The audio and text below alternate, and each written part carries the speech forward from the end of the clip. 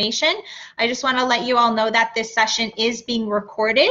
So if you are uncomfortable with that, you can certainly ask us questions afterwards or email us your questions to admissions.ischool@utoronto.ca, which I'll provide for you a little later. And I will share the recording with everybody afterwards as well. And so for this session, we are going to talk about the admission requirements. We're going to go through some money matters, and then we're going to hear from our careers officer and hear all about careers.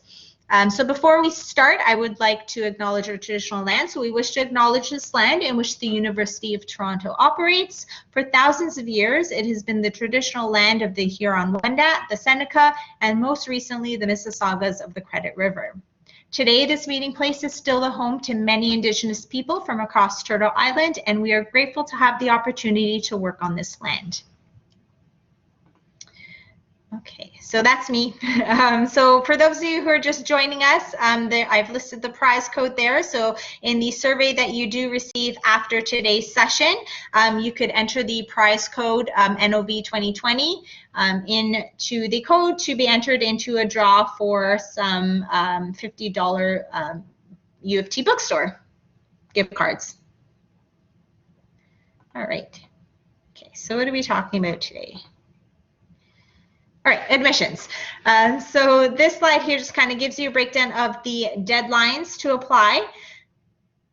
So the application is now open and it is available through the School of Graduate Studies website, and the link to the application is listed there on the slide. Apply by January 31st if you would like to be automatically considered for entrance awards and scholarships. These admission awards and scholarships are highly competitive, and so we are typically looking for candidates to have an A- average, and all of your application materials, including letters of recommendation, received by January 31st. Otherwise, the regular application deadline is March 31st, and the deadline for your supporting documents is April 15th. I do not recommend waiting until the final deadline to apply, as we do admit on a rolling basis, and the program may become full by the time your application is received. So the sooner you apply, the sooner you will receive a decision. So what are we looking for you to include in your application? So we do accept students from all academic backgrounds into our program, as you did learn from the quiz earlier on. So we have students with a background in social sciences, humanities, computer science, and engineering, and all over. So we don't favor certain courses or programs.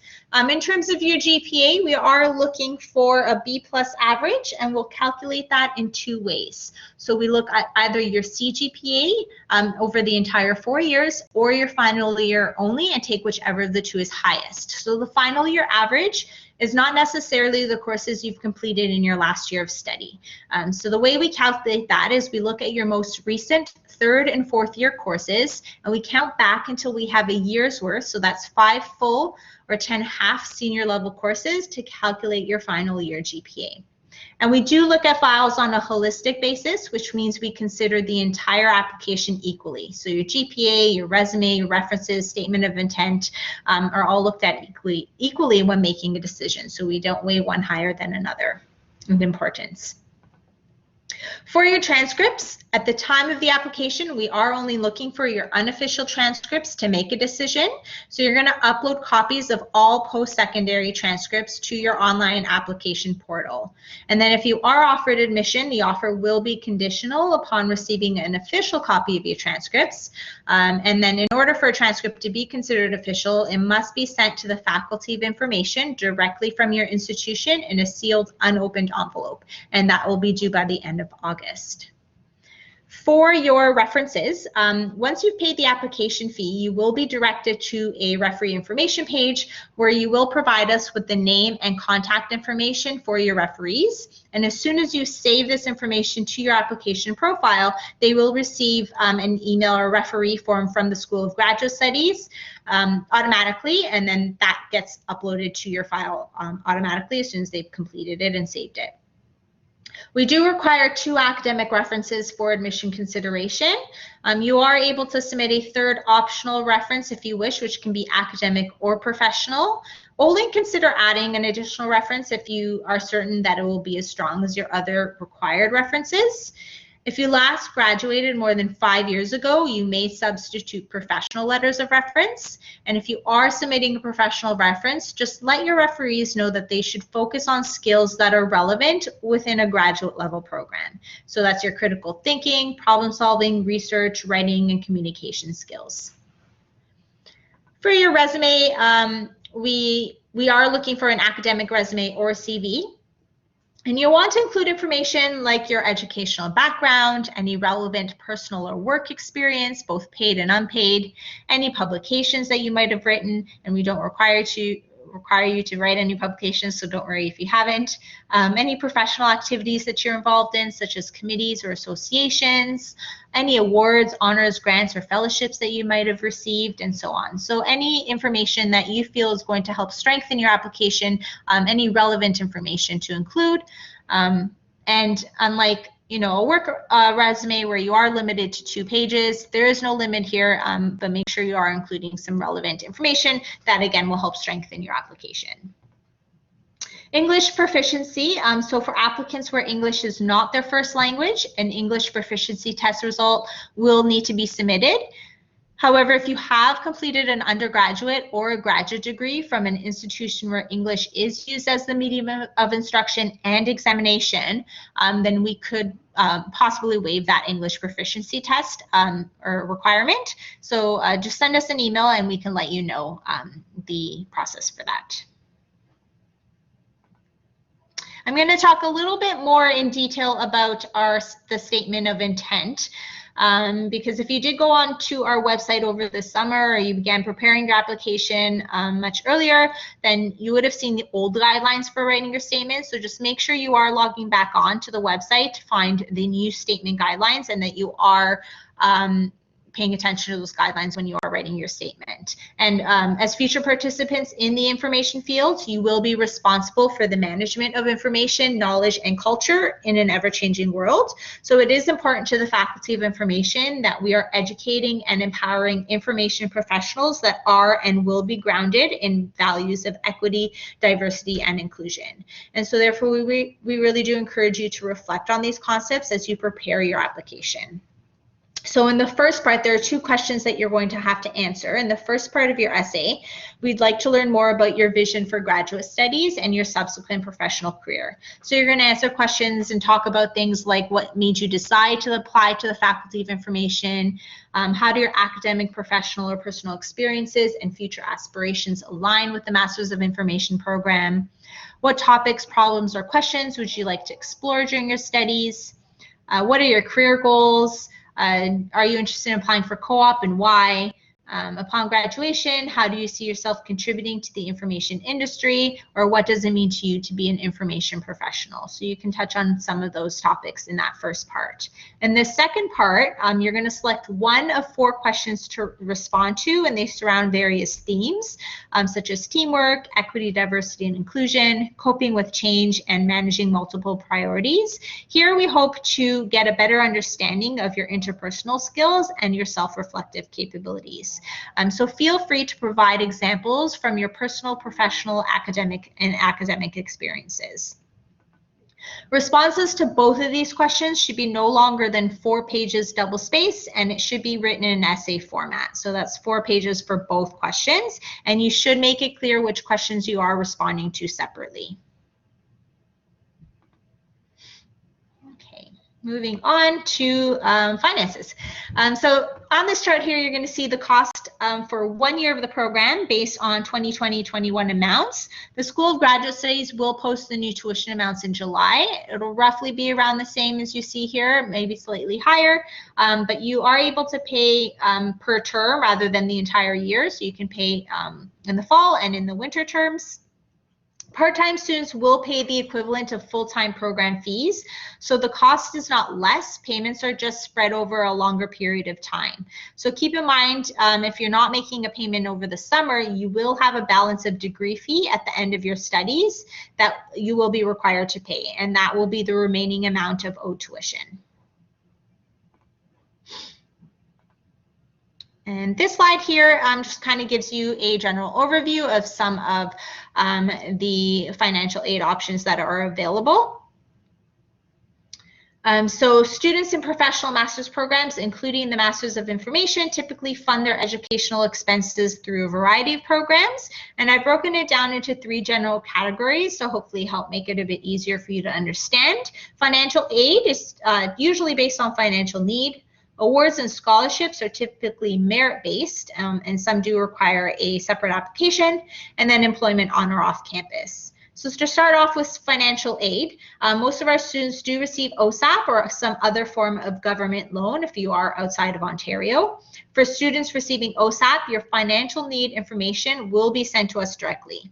But for those students who are receiving out-of-province student loans, you will need to complete the out-of-province financial aid application form that is on our website to be eligible for other financial assistance. Another option is the PMFA is a grant, and it attempts to fill a portion of the financial gap for full-time students who receive the maximum amount of government financial aid available, but whose funding doesn't cover all university costs. Emergency grants. So if you encounter an unexpected emergency situation, like your house flooded or you lost your apartment, you can't pay for food for that month or whatnot, you can apply for an emergency grant. Students with disabilities. Students with permanent disabilities may receive funds through the Canada Student Grant for persons with permanent disabilities as part of their OSAP funding. In addition, grants are also available through the Ontario Bursary for Students with Disabilities, as well as the Canada Student Grant for Services and Equipment for persons with permanent disabilities, and this will help with disability-related supports and services. Line of credit you may wish to apply for if you'd like. The University of Toronto has partnered with Scotiabank to provide a preferred interest rate to U of C students through the Scotia Professional Plan.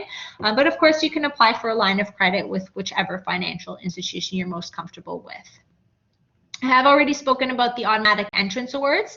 Again, your complete application, including references, need to be submitted by January 31st to be considered for these awards, and applicants should have a minimum A- average.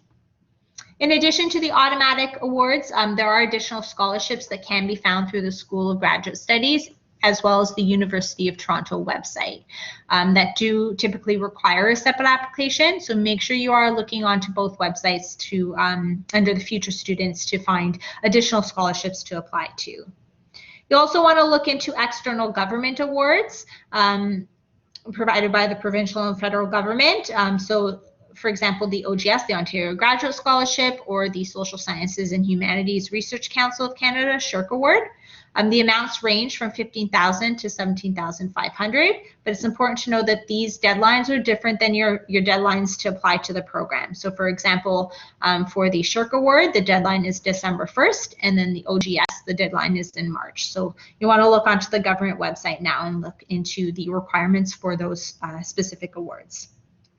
And then other SGS or faculty awards can include in-course awards or current student scholarships, completion awards when you are about to graduate, travel and conference awards, and so on. And then finally, employment. A lot of our students, most of our students do work part-time while studying. The worksite program is a great option. These are on-campus jobs, and it's convenient because you're already on campus and you can work between your classes or whenever it's convenient for you.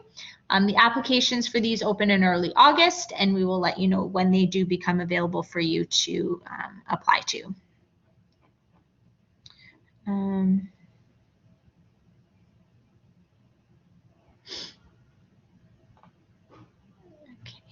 And I'll get to your questions afterwards.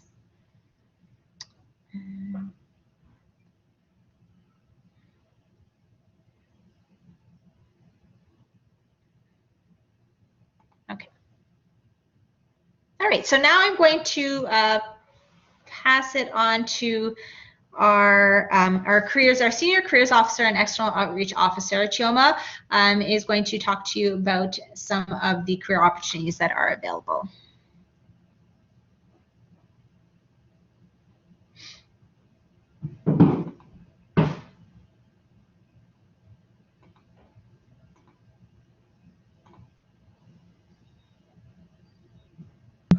time, we'll actually get started. We'll see if Chioma's maybe having some technical issues, but I work with Chioma very closely on a variety of things here at the company. This is Stephanie Rose. I will go through the career slides with you, and we can always have you connect as needed later or, later, basically. So welcome. My name is Stephanie Rose. I'm our Assistant Dean Registrarial and Student Services. As soon as Chioma's audio is up and working, we can have her jump in. We are lucky to have some really great staff and faculty. While we're waiting, I could respond to, there's a question that came in here. Somebody mentioned that they're slightly lower than a mid-B. As I mentioned before, because we do review files on a holistic basis and look at everything equally, if it is slightly lower than the B+, then we would still encourage you to apply. Again, because we are going to consider those other factors as well that are part of your application. And so we are looking for fit, that you're a good fit for the program and that the program is a good fit for you. So we want you to really talk about what your interests are within your statement of intent and talk about why the program is a right fit. Excellent. It looks like Chioma is back, so I will hand it off to Chioma. Hello, everyone. Good afternoon. Welcome. Hi. Sorry about that. My name is Chioma Echo. I am the so you don't actually have to, there's a question here about GPA calculation. You don't actually have to calculate your GPA yourself. Our admissions assessor does that. So I know there's a spot on the application that requires you or asks you to input your GPA calculation. You can leave that blank because whether you fill it in or not, our admissions assessor is still going to calculate that. So don't worry so much about trying to, convert your GPAs.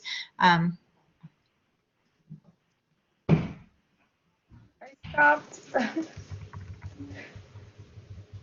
Hi, Andrea.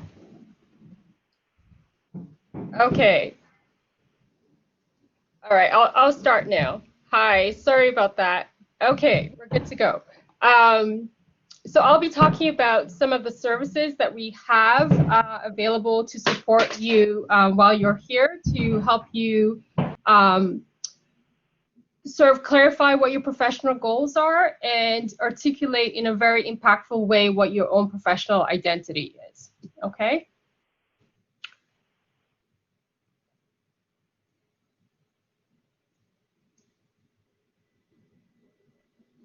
So can everyone hear me? Someone can't hear. Okay, I'll continue. Thank you. Thank you very much.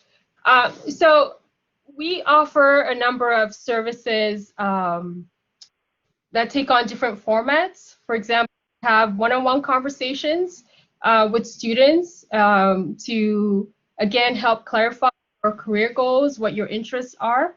And that could also be along, reviewing your resume, reviewing your cover letter so that you're able to convey the value that you have to offer to the employer.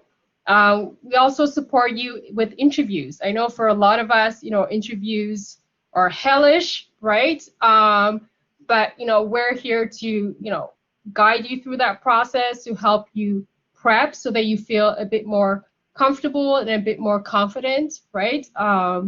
In articulating what you have to offer to a prospective employer. We also have networking events, and some of these have been taking place virtually at this time. And these are networking events with prospective partners so that you can understand a bit more about their industry and what they're looking for in future candidates.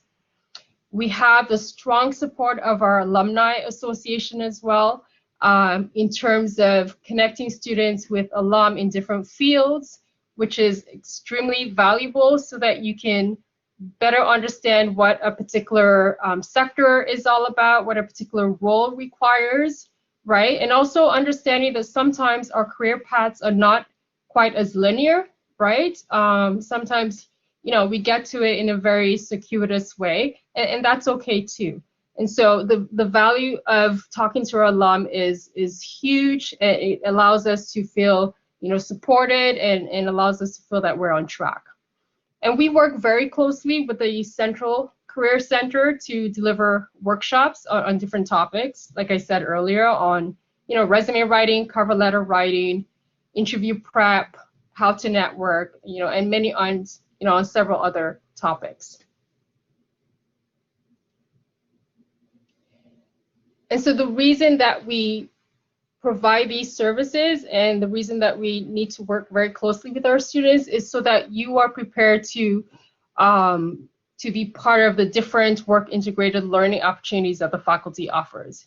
And we've got several of them. One, we've got our co-op program, and our co-op program is a paid program that is open to all concentrations. And the co-op can take place in the summer or the fall term for 4 months each. So you can do a 4-month co-op or you can do an 8-month co-op.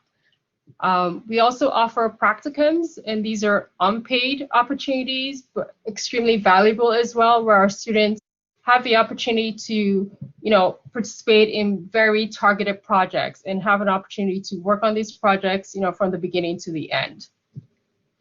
And we also have our talent internship program, which is a really robust 2-year internship opportunity. It's a paid internship program where you have the chance to intern at different libraries on campus. This is a real special partnership between the faculty and our U of T libraries on campus.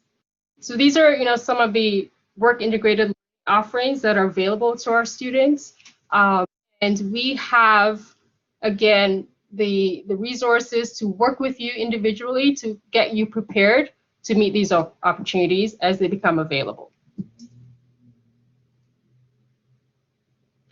And we did a survey of our 2018 grads to just show where some of them, the percentage of employment. And you can see there's a strong percentage, 74.3%. And our goal is to continue to expand that pie to make sure that our grads are fully employed in meaningful opportunities. And this information is available on our site, and along with a detailed report if some of you are interested in learning more.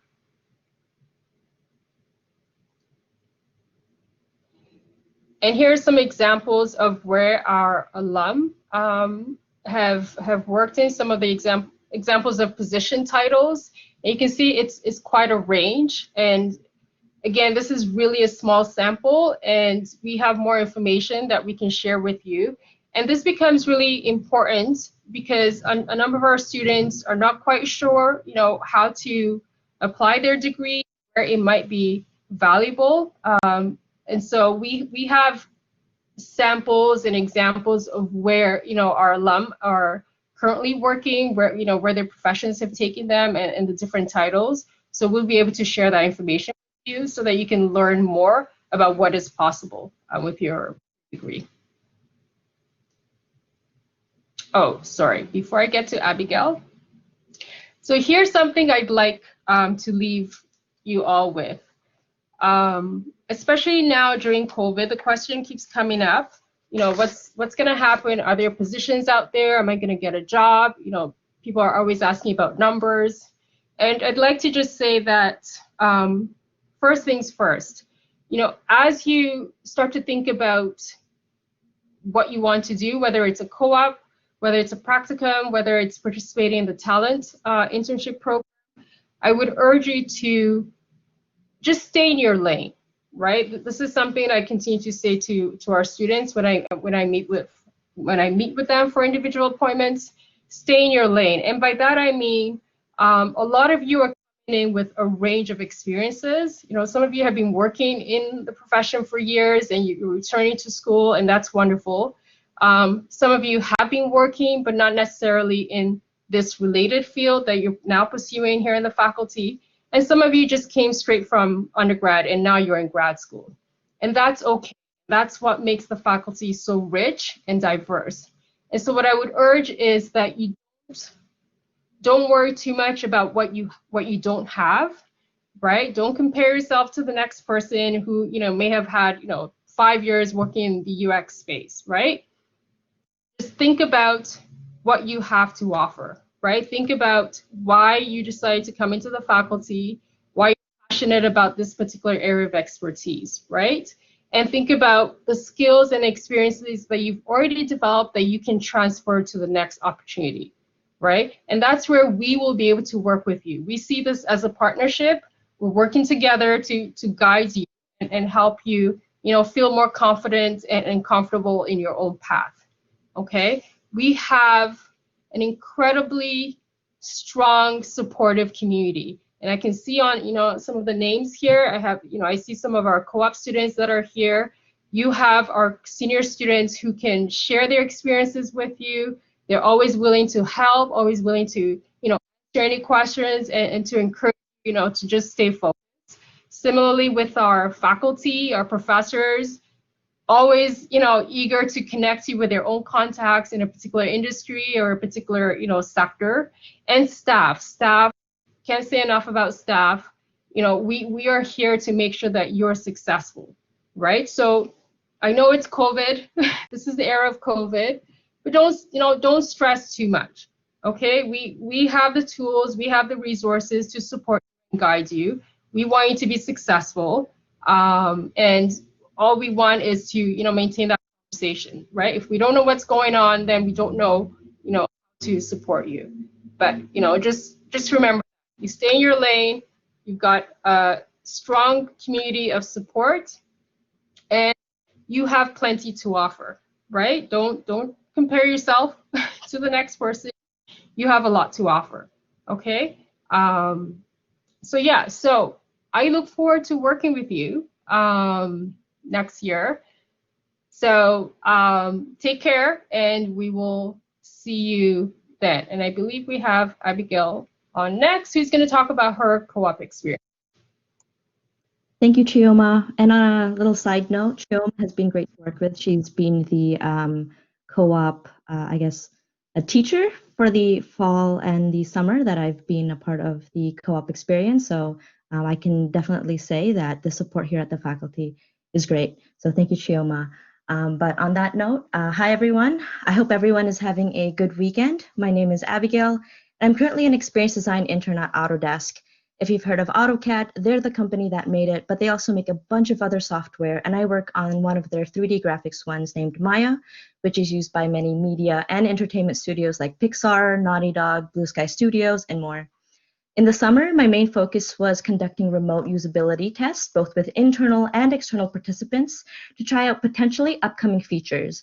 This involved things such as learning how to use Maya at a basic level, understanding the prototypes that someone had built, designing a usability test, including a script and surveys, and reaching out to various communities and groups to connect with the right users to participate in our sessions.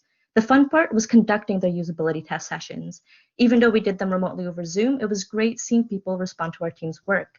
Among other meetings, I also participate in our design team's design critiques, which are a great way to see how other designers work on other parts of Maya, and to participate by providing feedback as well. And what started off as a mainly UX research-oriented role in the summer transitioned into a more design-focused role this past fall.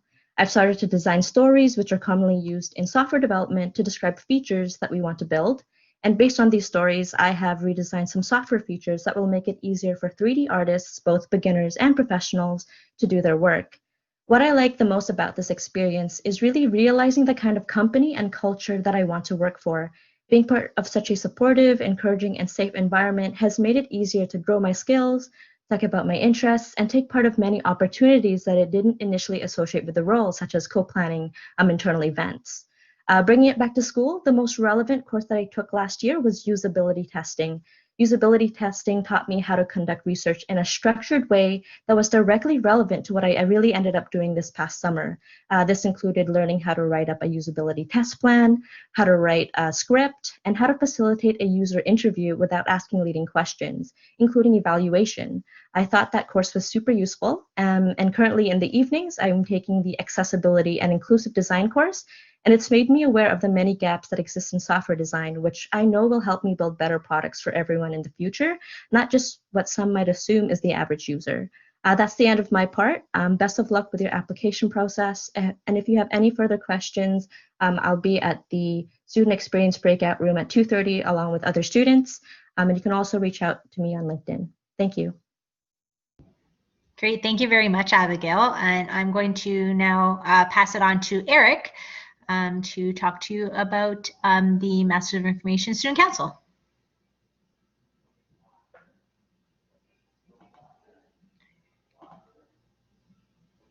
Hello.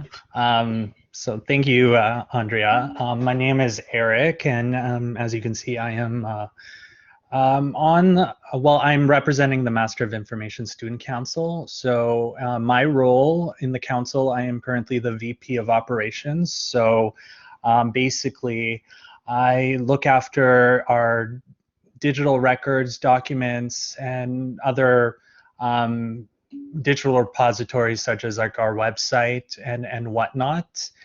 And one thing our student council does is definitely advocates for students, within the faculty.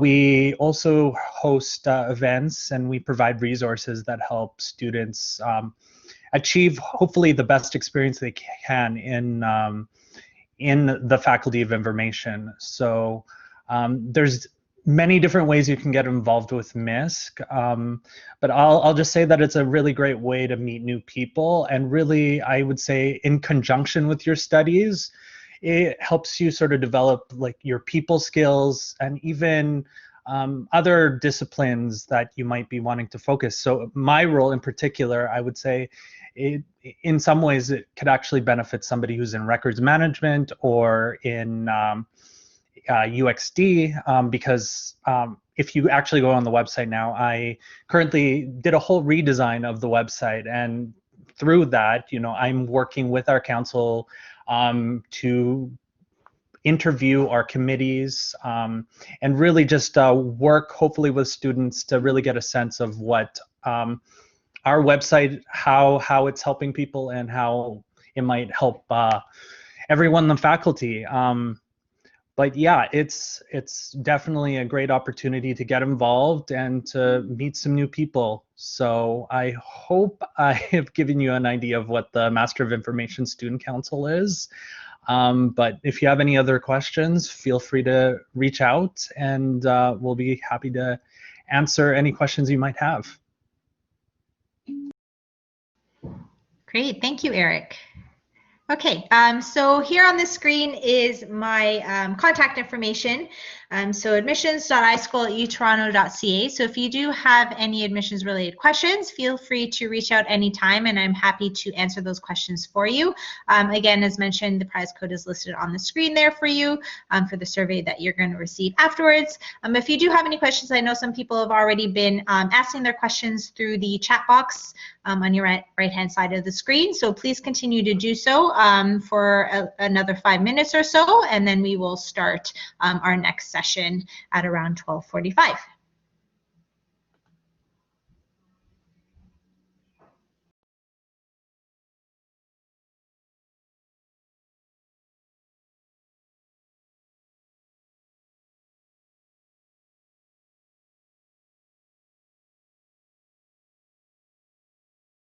For the fields of study / concentration part of your application, it is up to you. So if you do have the concentration that you're interested in pursuing, you can list them there under that part of the online application. If you're not sure, you can put the general program option. You can also, if you want to include for example, if you want to do the thesis option, you can include that there as well. But if you leave it blank, it's fine as well. And yes, as Steph mentioned, you can add, remove, change concentrations anytime throughout your program. So if you choose a concentration now, like UXD, for example, but then you decide later that you wanted to switch and do LIS or Library Information Science, you can do that throughout your program. You could also remove concentrations. So if you decide you don't want to do one at all anymore and do the general program pathway, again, that is still an option for you. And then just also keep in mind that even if you are in a particular concentration, you are able to take courses in all of the other concentrations as well. So again, there's a lot of flexibility.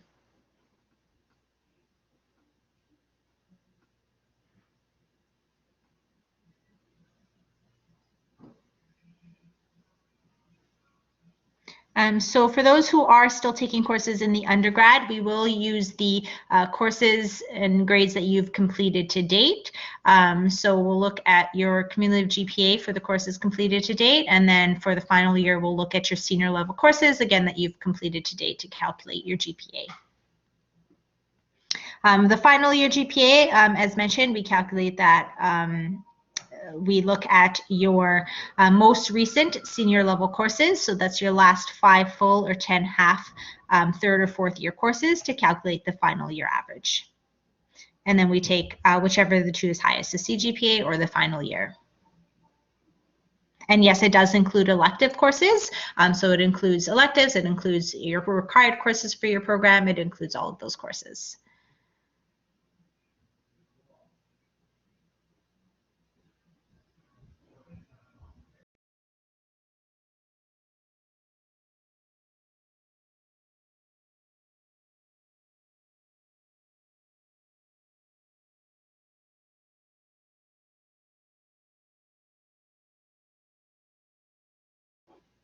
No, we don't require students to have a technical background. As I mentioned, we do have students from many different backgrounds apply to our program. I would say probably about 50% of our students are coming from a social sciences, humanities background who don't have that technical background. We do have some courses that you are able to take within the program that will help you develop those technical skills if you're interested in taking them, but it won't be a hindrance to you. Yeah, one thing I would add to that piece around if you don't have a background in, say, UX or coding or some other areas, you definitely should come in expecting to do, a decent amount of work to work on developing those skills. We offer things related to iSkills, and we are in the process of developing some additional learning supports, including technology tutoring, such that if you have questions about things like coding and those more tech-related areas, that assistance through our faculty would be available to students. So don't expect that you would come in and easily breeze through the content, but definitely expect to come in and work hard on understanding those new concepts. But absolutely, we see people all the time come in and successfully transition into those areas. We have a question about the acceptance rate, and we generally don't share the acceptance rate with everyone here. But we can say that we do accept about 350 students into the program, and we usually have well over 1,000 applications. So you can kind of do the math yourself there, but we don't actually share the individual statistical information.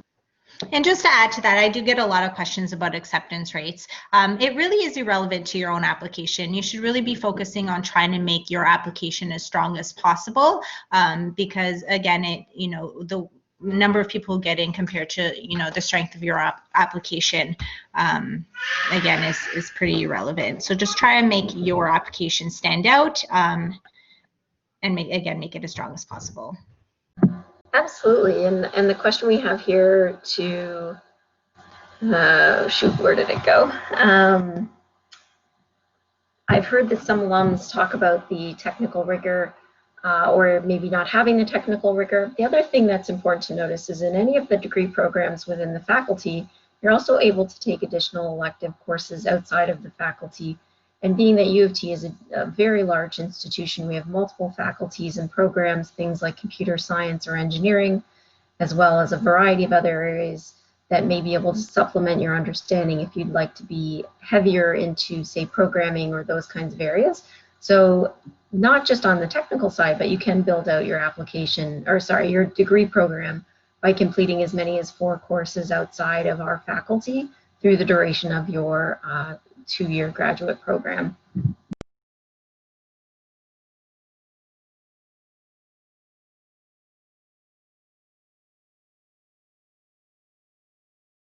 And there's a question, is it possible to complete the degree full-time while employed full-time? We really do not recommend that you try to balance that because it's both are expected obviously to be full-time. And so if you look at what the concept of full-time is, it doesn't seem like it's going to be a really effective balance for either of those commitments. So we do have students that are working full-time, generally taking 2 courses in a term.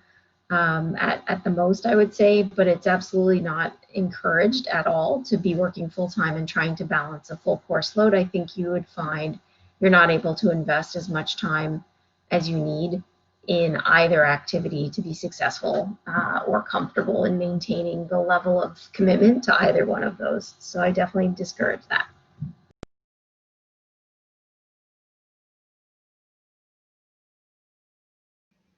There's a question here about the academic references. Academic references are preferred, but that being said, use your best judgment. If you have been out of school for more than 5 years and you feel like the academic reference is not going to be able to speak to your strengths very well, then submit a professional reference. You may at that point want to submit a third optional reference, depending again on the strength of it, but again, let your professional references know that they should focus on skills relevant to a master's degree program rather than workplace skills and things like that. Another question here, Andrea, that I think you can assist with is, it says, for admissions, is it strict to have a 4-year BA?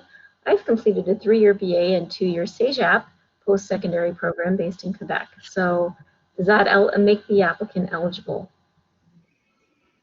Yeah, so I did respond saying it depends to contact me separately and we can chat about it.